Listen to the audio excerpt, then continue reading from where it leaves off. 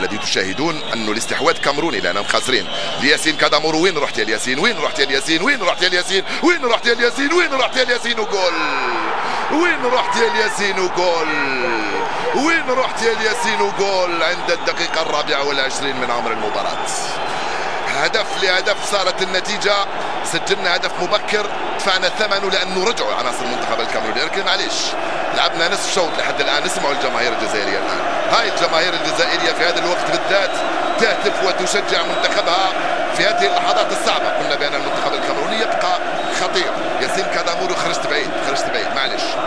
هدف لهدف صارت النتيجه بين الجزائر والكاميرون. وشوف الوضعيه من هناك من مهدي زفان. طبعا هذا امر ليس جديد لما نقول بانه عندنا نقائص على مستوى خط الدفاع، خاصه في غياب عيسى مندي وغياب ثنائي وسط دفاع يعني تعمينا